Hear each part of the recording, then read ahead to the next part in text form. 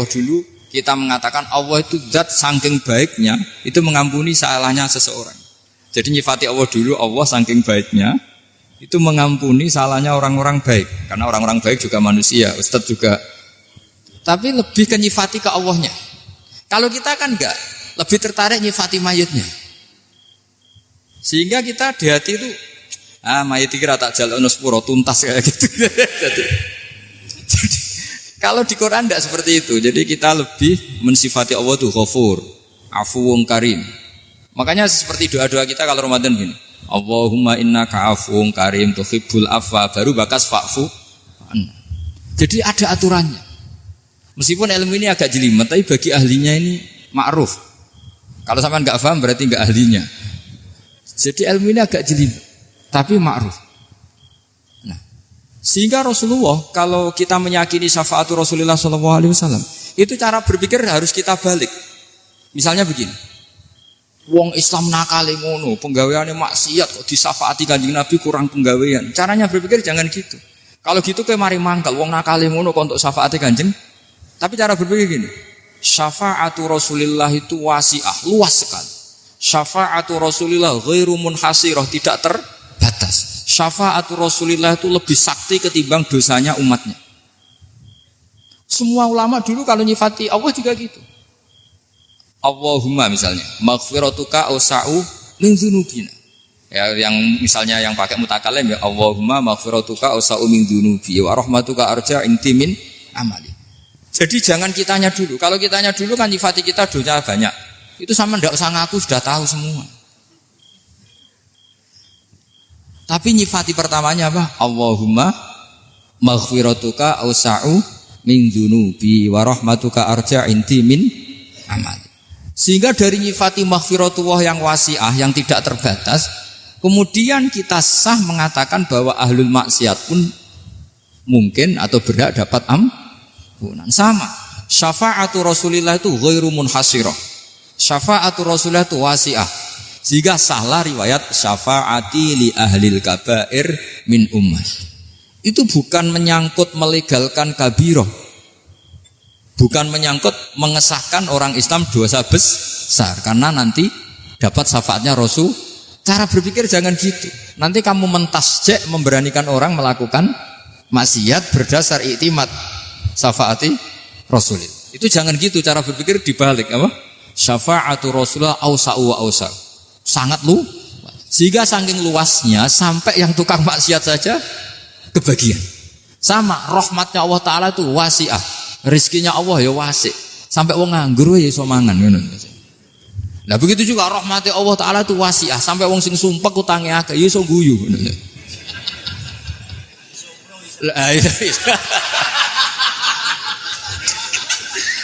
Tapi kalau dibalik, misalnya saya diprotes kiai, saya pernah juga diprotes. Gus umat kok mbok latih guyu, padahal mereka maksiate akeh, hutange akeh, gini-gini. Karena kamu menyifati orangnya. Kalau menyifati orangnya sampean guyu haram. Hutang jatuh tempo, sampean gak mikir dosa ndak? Dosa. Jadi kiai muridnya goblok kok kiai kurang tahajud itu ya dosa. Jadi kiai kok muridnya goblok tenang wae. Sementing untuk sowanan iku amatir ya kene. Mestinya cara berpikir dibalik. Rahmatullah wasi'ah, rizkuhu ya wasi', fadluhu wasi'. Sampai wong sumpek wae iso guyu. Jika kita ini sudah objek. Loh, kita ini tidak subjek, di alam raya ini kita tidak subjek tapi apa? Objek.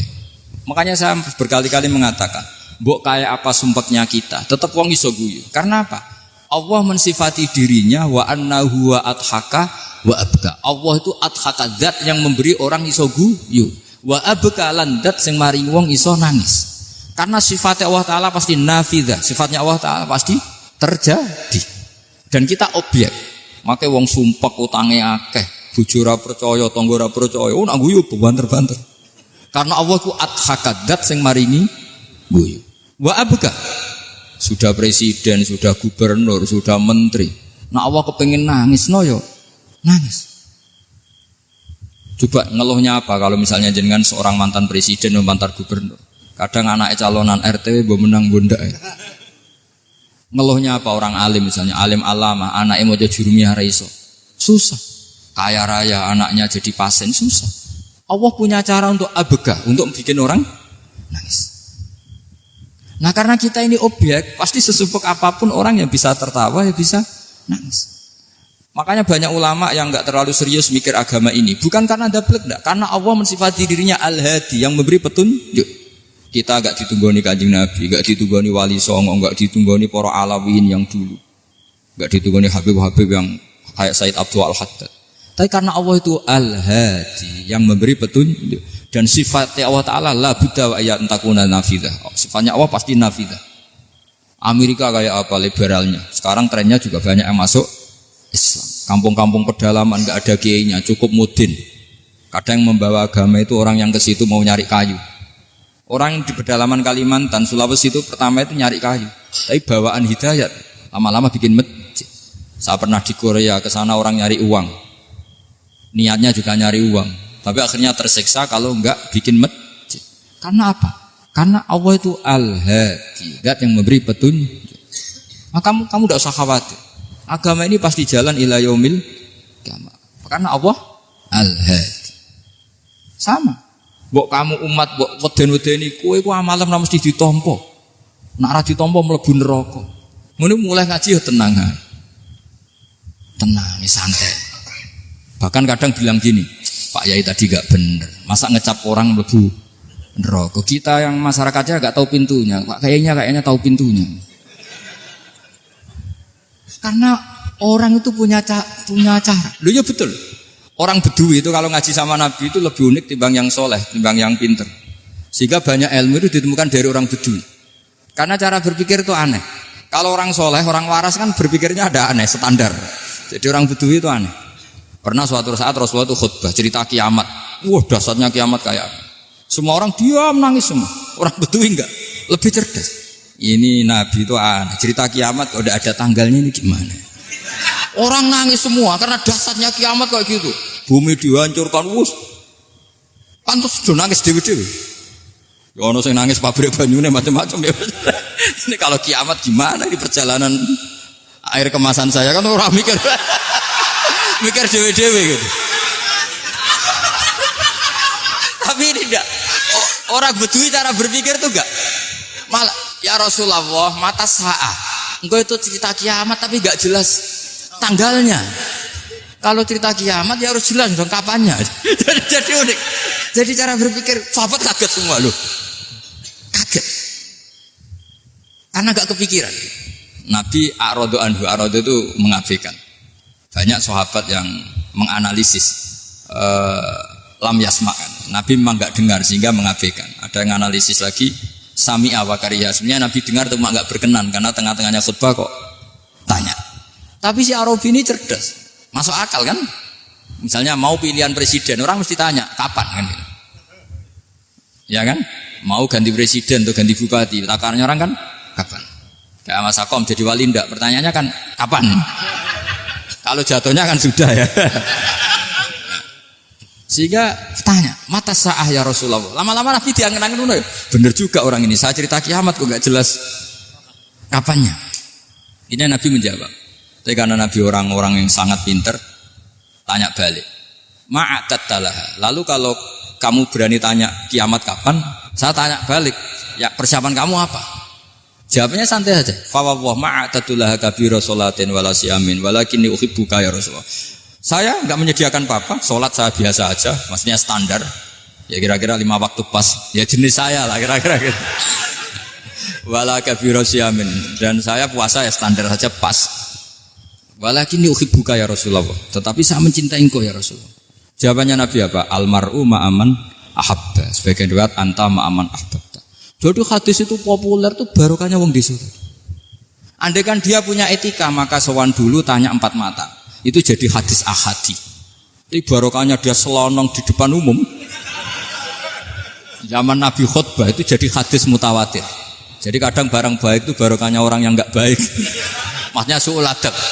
Tanya gitu kan su'ul. Tapi itu barokah. Akhirnya hadis itu mutawatir karena didengar ribuan sahabat yang mendengarkan khutbahnya Rasulullah. Tapi kalau hadis itu satu-satu kan khassani bidzalika Rasulullah, khassani bidzalika Rasul, itu nanti jadi hadis ahadi. yang kualitasnya jauh di bawah hadis mutawatir. Jadi barokahnya orang Su'ul Adab itu ada. Karena Allah yang mendesain ini. Akhirnya kata sahabat, kata Anas bin Malik, mereka itu mangkelnya bukan main sama Arabi tadi, karena tanya nggak sopan sama Rasulullah. Tapi setelah Nabi jawab almar'u ma'aman ahabba fama farihu bi syai'in farahum bidzalika badal. Mereka tidak pernah senang dengan hadisnya Nabi sesenang riwayat almar'u ma'aman ahabba. Barokahnya Arabi. Bedui. Makanya saya sebagai kiai ini bedui saya tak pertahankan ila yaumil qiyamah.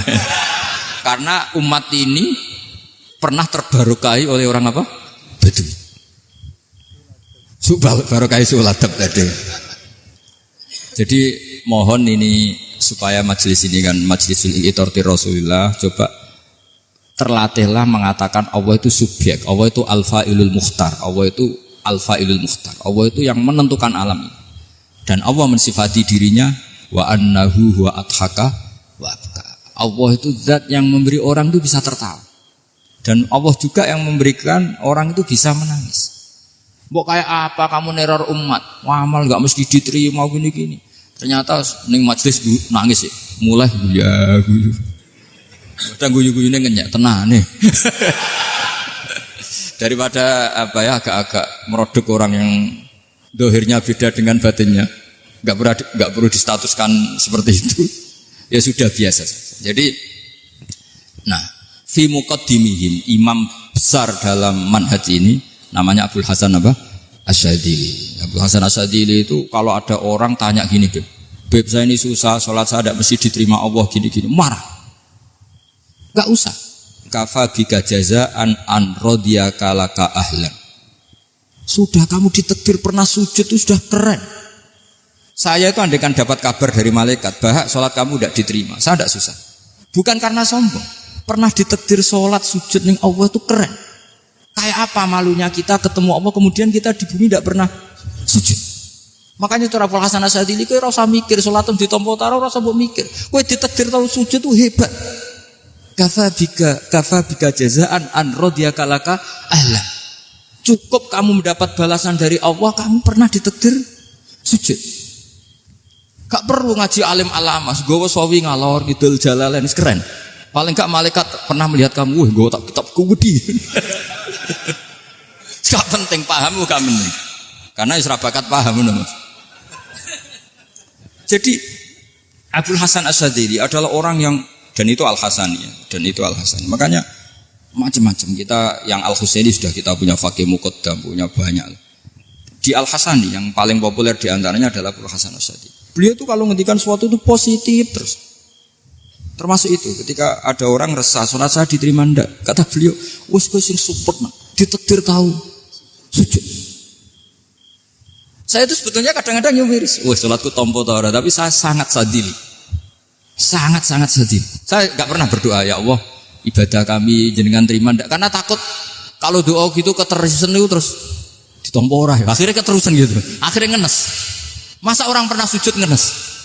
Lama-lama gini setan masuk, apa artinya saya sujud ternyata enggak diterima. Lho wong kawula kok iskal tentang pernah sujud. Itu kan ibarat gini, kamu ngasih uang sama orang tua kamu, misalnya Habib Soleh ngasih uang Habib Ali, terus apa artinya tak kasih, kemudian beliau tidak terima kasih, itu kan lucu. Terima kasih, tidak terima kasih, seorang anak ngasih orang tua itu keren. Makanya saya bangga dengan Habib Soleh ketika beliau mengumrohkan Habib Ali, sudah mendaftarkan haji Habib Ali. Gak usah mikir diterima apa enggak, wes keren, itu sudah perilaku yang keren, yang hebat.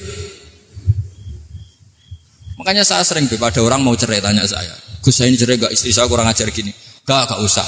Tapi bojoku lo judes.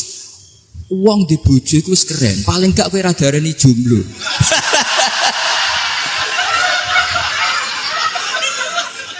Oh, diarani duda ora enak. Wes luwe sabar di diarani duda mek diarani bojo judes. Enak bojo judes cek gagah. Di bojo lah. Oh, provokator itu.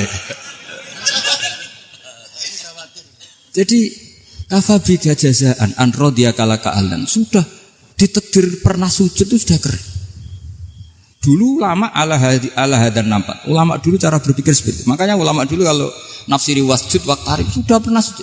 Di Quran enggak pernah ada ayat wasjud san sujudo siro ingkana kada wa kada ingkunta mutayakinan bikobuli sujudi. Kan ada sujud ya sujud saja, enggak usah mikir makbul apa enggak makbul. Sudah kalau sujud pasti waqtarib. Terus saya sebenarnya ya sebagai orang ya kadang wedi, salatku ditompo ta ora. Tapi kalau keterusan nanti ada was-was yang mengatakan opo artine sholat. Lu tuh kan ngeri seorang hamba sing uripe ning bumine Allah kemudian menyoal pernah sholat hanya karena takut gak diterima. Itu kan geblek banget. Nah, saya jenis kiai yang di partai itu. Saya enggak tahu kalau kening ndi kok. Di umat masa kamu gak ada keren blas.